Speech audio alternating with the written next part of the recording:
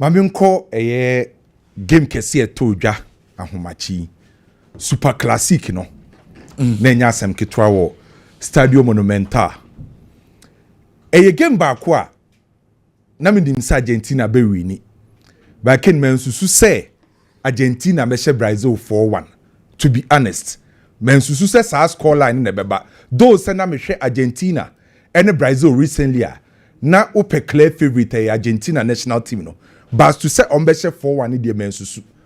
The last time I heard say Argentina eche Brazil na almost sure mo abro munya sa big win no was in 1964 eba competitive game almost sure mo 3-0 after 64 na ya den sa Argentina national team eche Brazil on betima mo sa heavy defeat ne sa after 61 years Brazil 4 akwaje sa anim gwase no abra Argentina eche mo 4-1 and currently say Argentina for na Brazil ababa be yesibe because these are two powerhouses about football, international football.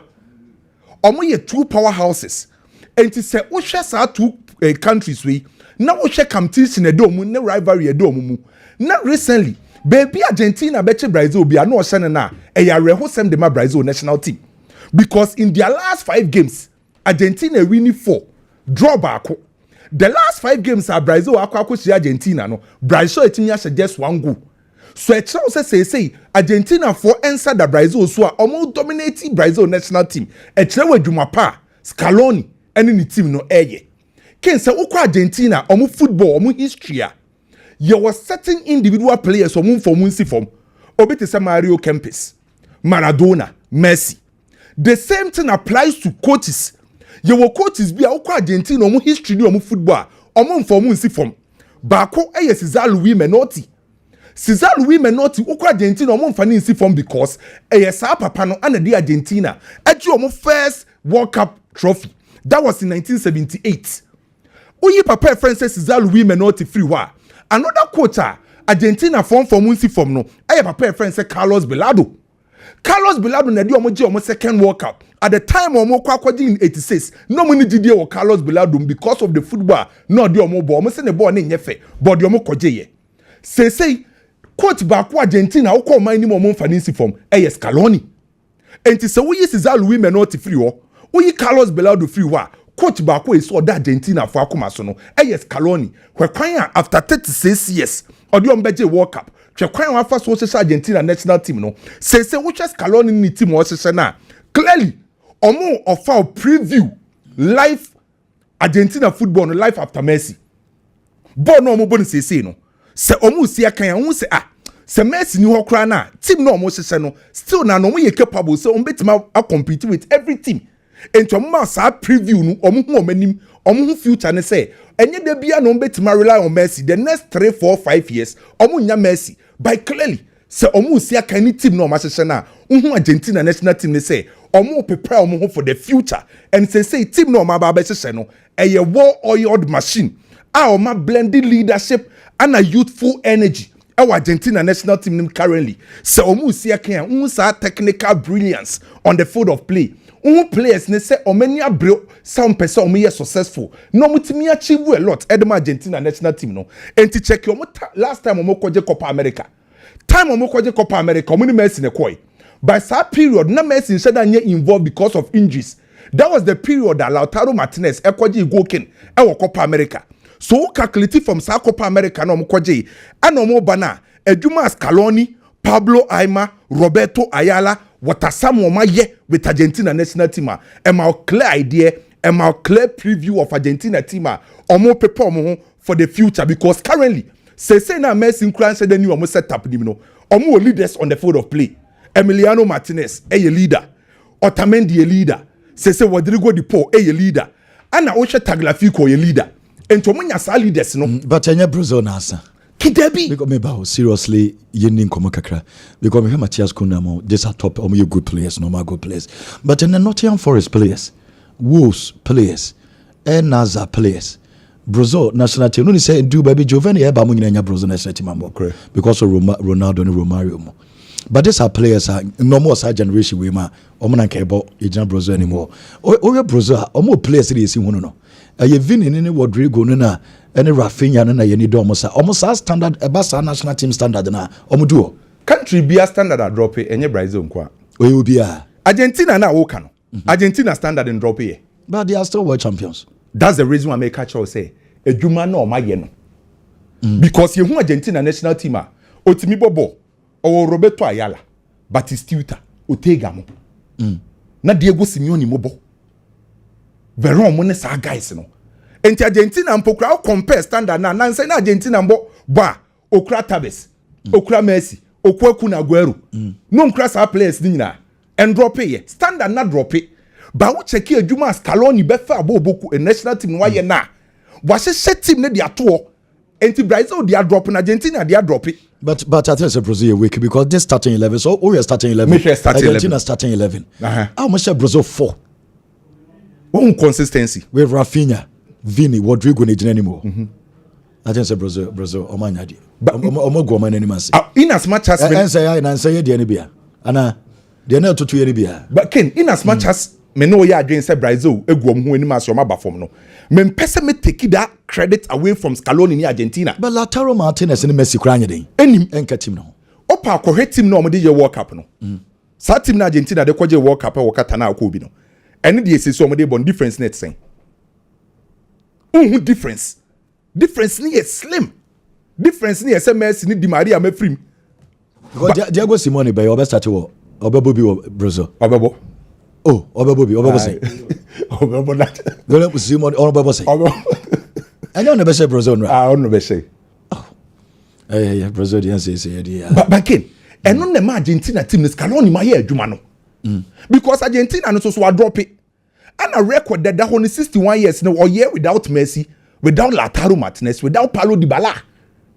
or many a consistent team leaders wo young guys wo more energy players are use to enra your leaders who and your young guys obi to say Julian Alvarez or your young guy oba per se or ye bibi more mine McAllister obeka se wabobo no atini di ache by nimfie ne nkwa anim sa Enzo Fernandez waje Walker by nimfie ne nkwa anim sa Thiago Almada nimfie ne nkwa anim sa ano manje serious on be ye bibi on the field of play enu ahwebo no omobo no me Argentina no yem pass yem movie yem receive yem progressive ball yem create ni yenhye se wo hwe Enzo Fernandez go na onim say Argentina former 37 uninterrupted passes Enzo Fernandez go no on passes passing kwa ba ko 37 and to be honest with you enu ade passes network ni sequence no ba ko 37 one dey fan finfi only play and original Jolinton hey Brazil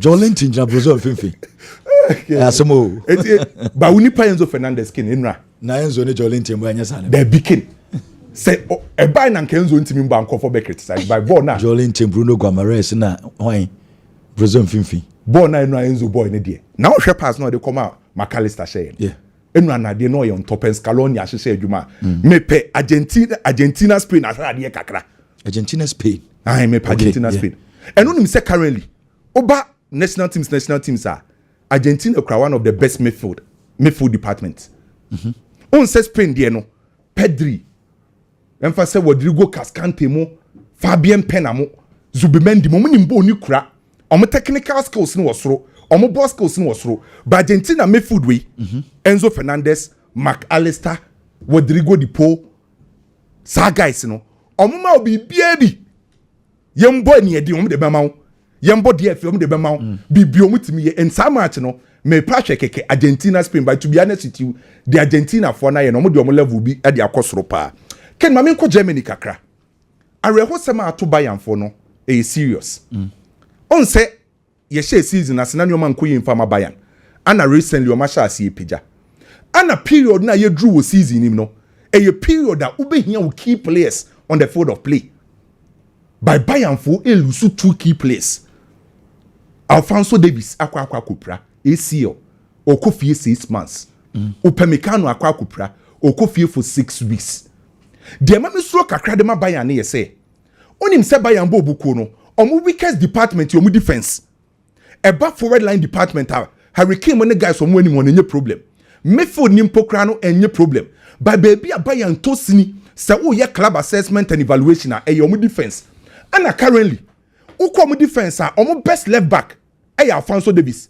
Those who are from Guerrero, obetime replacing it here. By baby Omedruno, Omobo UEFA Champions League quarter-final game against Inter Milan. So Opesa will dominate now in the UEFA Champions League. Ube here will key players nina. O best left back akwaku pro out of the season. Say in the centre back ono our Eric Dyer our Kim wo by say Bayern current best centre back. Eyo Upamecano akwaku frame. Ken ama interphone gidie say. Betimi team a friend say Bayern na frame in the UEFA Champions League. Big blow for Bayern Munich losing Upamecano then Abrante a friend say Alfonso Davis. Mami we wo Barcelona kakra bi. Obey a story now know about Hansi Flick a contract renewal no. From Enranene as a story na sa gain grounds pa. I say why thing. Na ye say Barcelona penny for say. Omo ye ready say omo de salary ne bi beka ho. Ana Alfonso a papa friend say Hansi Flick a team akachom sanki embo season ni wi. No mo renew contract no. Na unsa obe sign Barcelona contract no. Omo man €3 million every year after tax.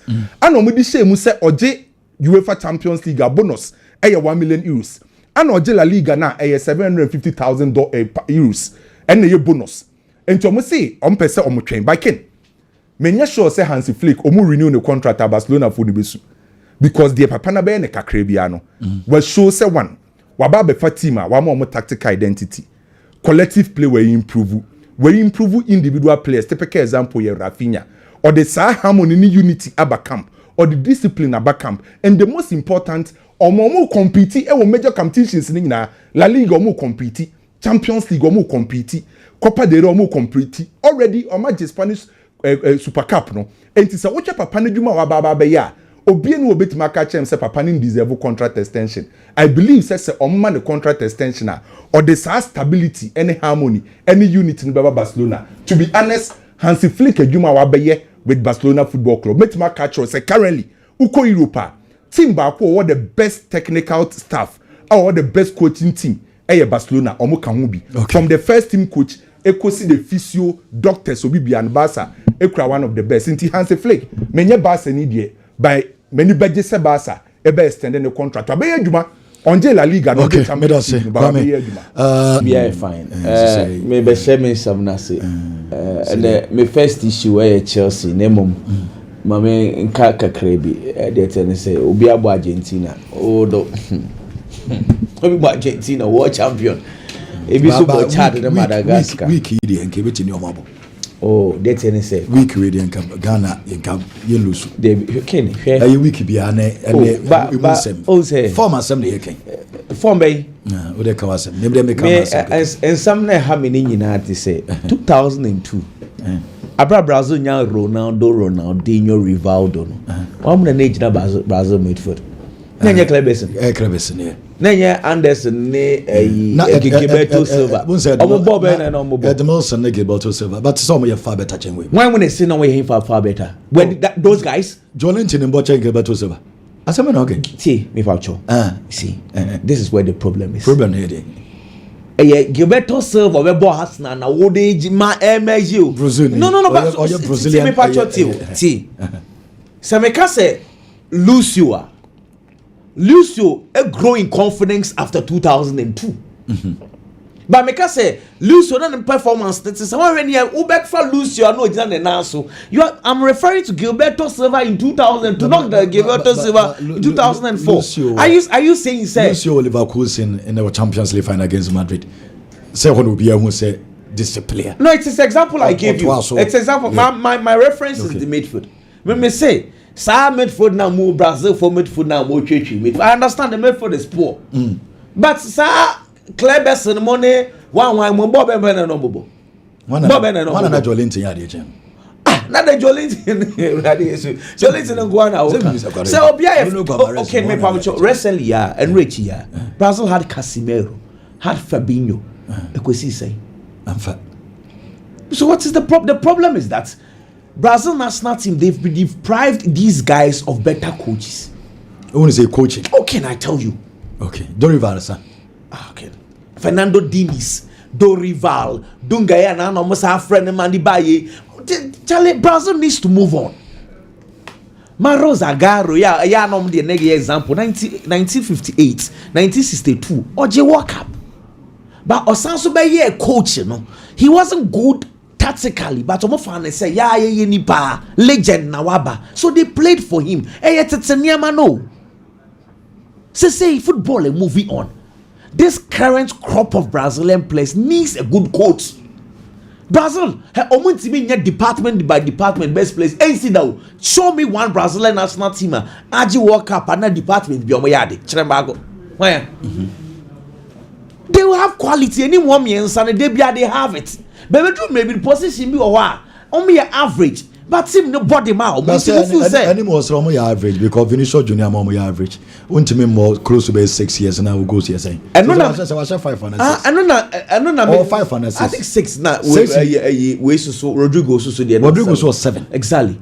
So almost and not make catch us say. Encanino, Ronaldinho, Obesha Brazil national team and the performance the same.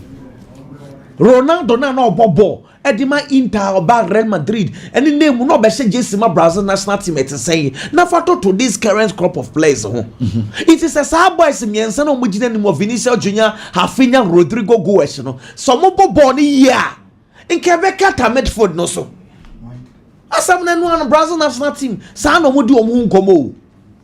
If they have a front three or winning ball on the bar, normally it papers over cracks in Nina, boys Nanya, the Nina, on performance, the Kata almost, and until up to now, Obia few say Clebas and Monomini Bonnebo.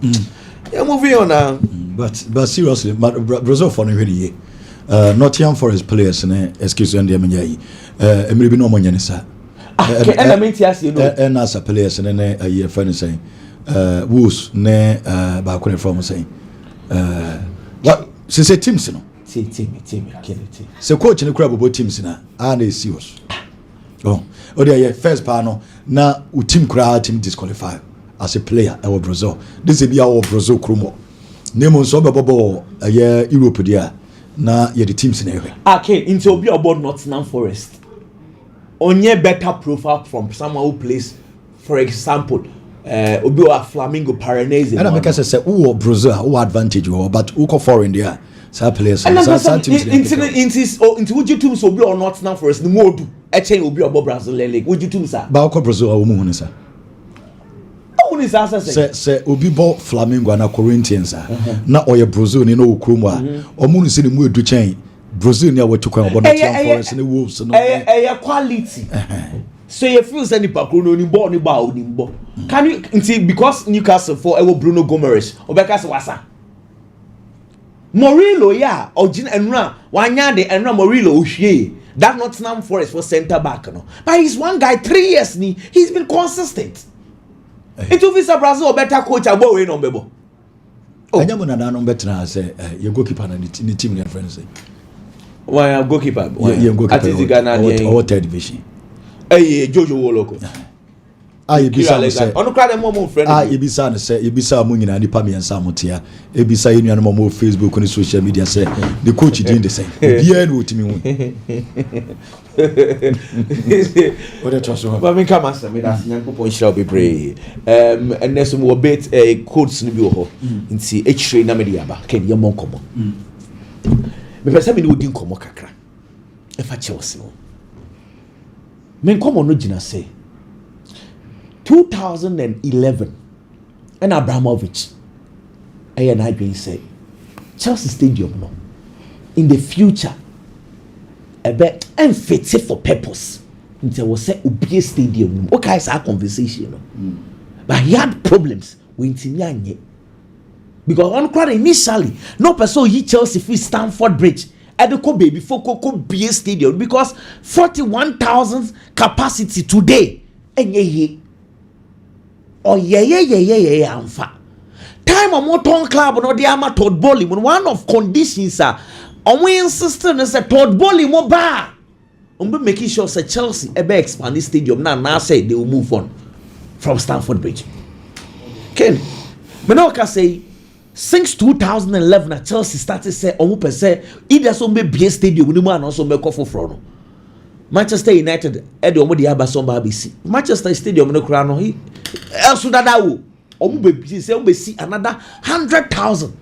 Everton assign Chelsea we ba be see the stadium next season Everton be see stadium for Abobo Chelsea the yenyan kan ho hwe me na ka say there has been meetings just say Chelsea penny for no emu ache e be say international Stamford Bridge e be so see moving on na they be make say Manchester United, Sir Jim Ratcliffe, when you took the decision with his board of directors, or you good to go. But Chelsea then enters the last time I was explaining to you, say Chelsea Kwani Football Club, a Dean Chelsea FC, no. Yadiama company be from Chelsea pitch owners. A company be I see no the Chelsea Dino and yet Chelsea Ankasa Club, a company need Diana will see the Chelsea. Chelsea Nkwana sa Chelsea pitch owners no only Stamford Bridge and yet Todd Bowley mudia. So when Todd Bowley and Gabali were buying Chelsea, they bought Chelsea but they did not buy Stamford Bridge. If you want to do pitch expansion and also person who free wa complicated and yet other clubs let me give you one example. As a Chelsea mradi which let's say owner for bi ba no ya na adwin say oyi Chelsea fi Stamford Bridge. Oh, ye Chelsea free Stamford Bridge now. Chelsea ceased to be Chelsea FC. So change it. As a standing. Unless say cross a shame say. So person still now we use Chelsea FC in India. Chelsea what Chelsea pitch owners of one company no more kwatuaba. When you 75% of the vote there, you can continue using the name Chelsea FC. And yes, sir, we move from Stamford Bridge as somewhat too. Okay. A complicated kakra. Let me give you one example again. Stamford Bridge, now with the Intia Kobasa. The last time I was telling you, say 1970 Chelsea got relegation twice. Now Stamford Bridge with issues because club na ego. It got to some point in time again. Chelsea Stamford Bridge ani no. Now one half, any the other. Now a estate company being sa. It's not more Stamford Bridge no crave Chelsea for one Ken Bates, and this I want to say it's Tabo Abramovich Abaso pa, but the man who saved Chelsea, Ken Bates, his student paid on Chelsea £1 pay, or Chelsea £1. Ken Bates ne say on Tiasiama Stamford Bridge and Enko do company ninsa on no kofoni ye legal battle over 10 years. So until early 1990s and Oji Stadium no Eddie fees our company wo Oji Stadium no we ye pe. And I say, if it's a day quay, sadly we ain't see that say a beton Chelsea Diama Football Club will be a beton Chelsea Diama investor be na investor no I say Chelsea ama Stamford Bridge if Chelsea insa I don't know what say Chelsea pitch owners no I was saying the stadium na the ashamunsa Chelsea pitch owners na basically the supporters it was something Kim Bates intentionally did send a buyer owner for be Emma and the club the FFP or Munsim but you see this is where we are. Let me give you one example. What if say 19 can't get me to 19 the last time at Chelsea called relegation 1988 and then person with the more kakra na me call where school in 1988 okay last game referee the ball Ben Chelsea are going to relegation and our supporters in TC Park I'm going to more Chelsea for 1988 that's a Chelsea I'm to more the last was Chelsea versus Middlesbrough. Chelsea where is Stamford Bridge? Chelsea relegation last time.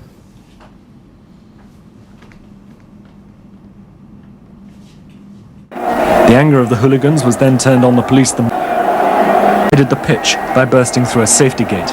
They confronted the Middlesbrough fans and began throwing bottles and stones at them.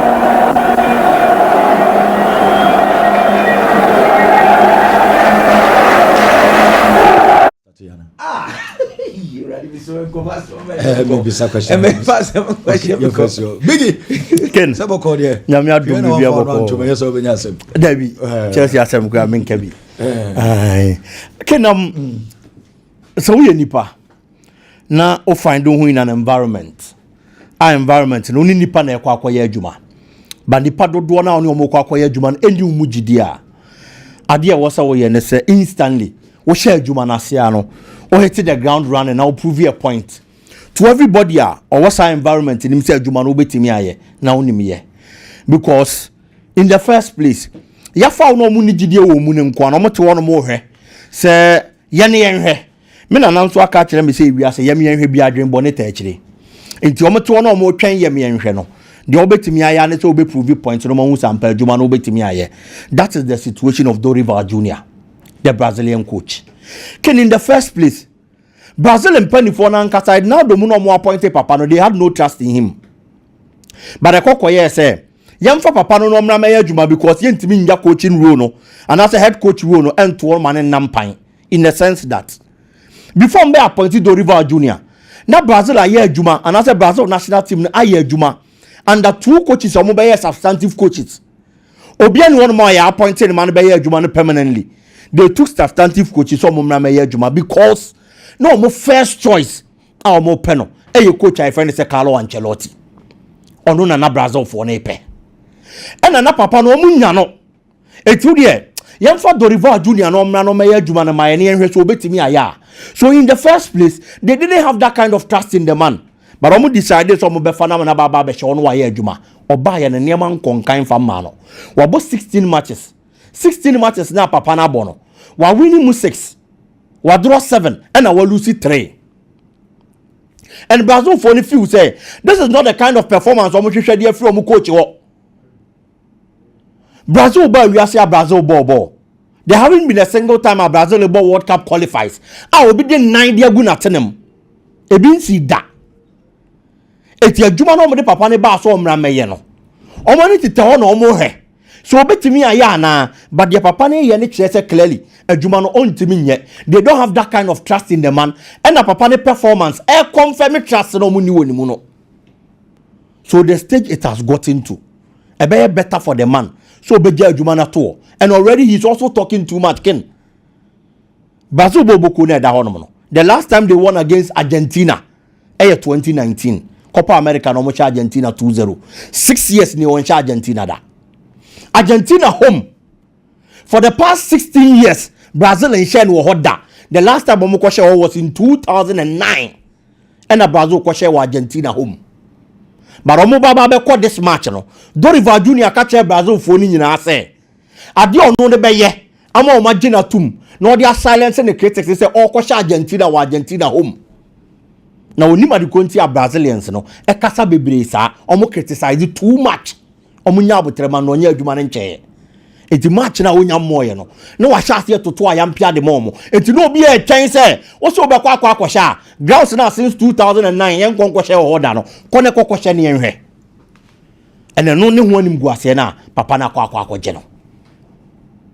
Kitchen na hot de amano. At this moment on fa adwuma ne nto no na wonko. Me gitum say Brazil elusi quality, that is very true.